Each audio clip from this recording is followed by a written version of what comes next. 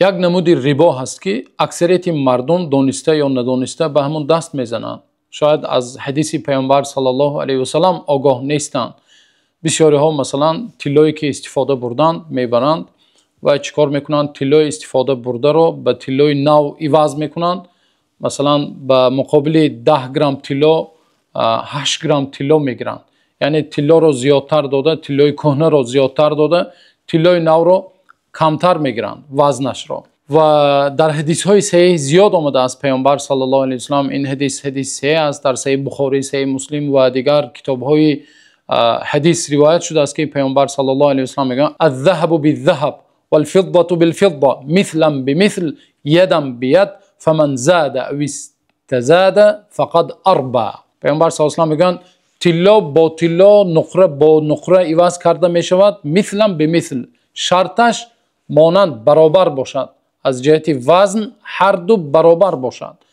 یدم بید، شرط دومش این است که دست مدست باشد، باید در همون زمان وقت میدهی عوضش رو بگیری. فمن زاد او استزاد، کسی اگر زیاد کند یا زیاد خواهش کند از این طرف یا از این طرف، در حقیقت ربا خورده است، از جمله رباخوران است. همچنین در صحیح بخاری آمده است که پیامبر صلی الله علیه و آله لا تبیعوا الذهب بالذهب الا مثلا بمثل ولا تشفوا بعضها على بعض. پیامبر صلی الله علیه و آله میگن شما نفروشید طلا را با طلا مگر برابر، هر دو طرف برابر باشد.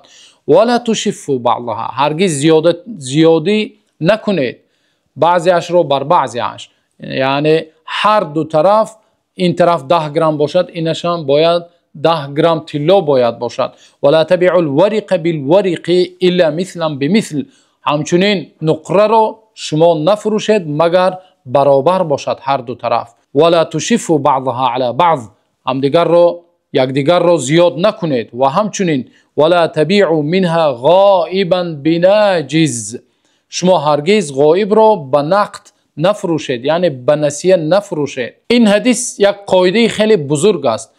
دو نمود ربا را برای ما و شما بیان میکند. یکمش ربای فضل، ربای فضل یعنی زیاد کردن، فایز.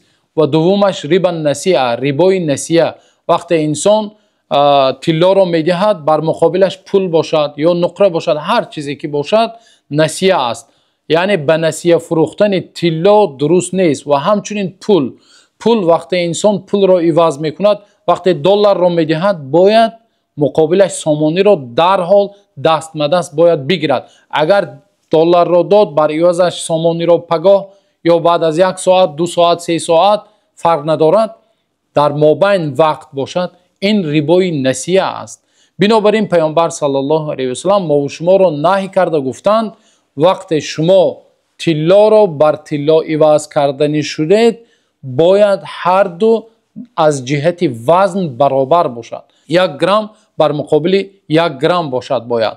و این حدیث یک روایت دیگر دارد که عبادت ابن صامت رضی الله عنه روایت کردند که در یک شهر همراه معاویه رضی الله عنه بودند.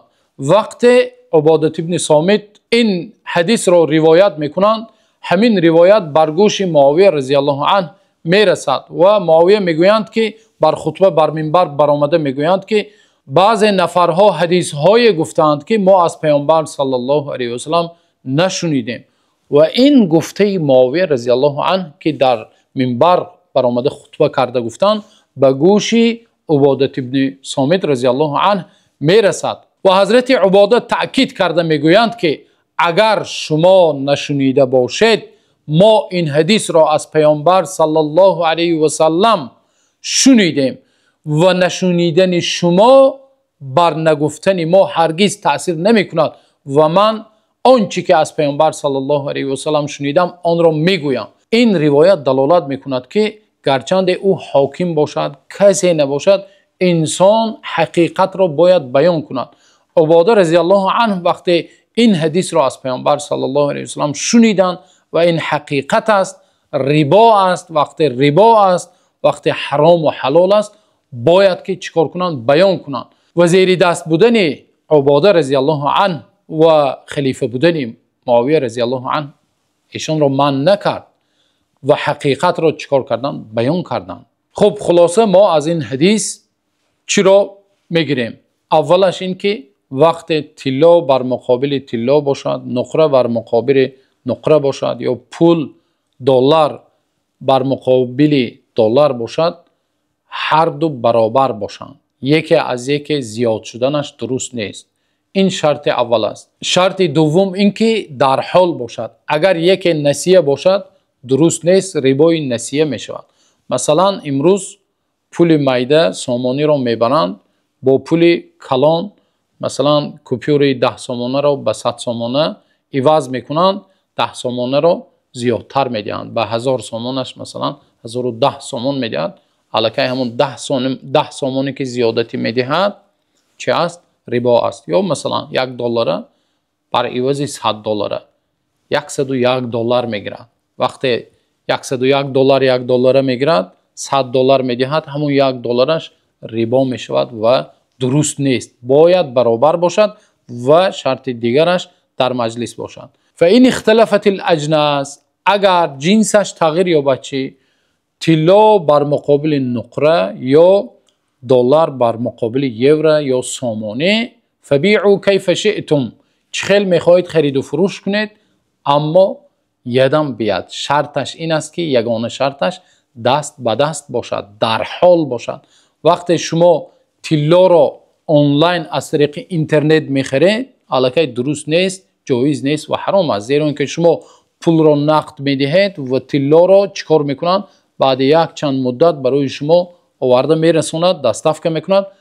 طلا را با طریق آنلاین خریدن از اینترنت درست نیست. یا مثلا دلار را میدهید، پگاه سامانی را میگیرید، درست نیست. یا بعد از یک چند مدت سامانی را میگیرید، یا برعکس سامانی را میدهید، دلار را بر عوضش بعد از یک چند مدت میگیرید، درست نیست، جایز نیست و ربای نسیه است. باید چی باشد؟ در حال باشد. باز یک مثال دیگر اگر ساده تر کرده شرح دهیم، طلای استفاده برده شده است. بیو طلای استفاده برده شده، طلای لام میگویند. مثلا 100 گرم طلای لام را گرفته بر عوض میکنند بر چی؟ 95 گرم طلای نو، طلاهای نو عوض میکنند.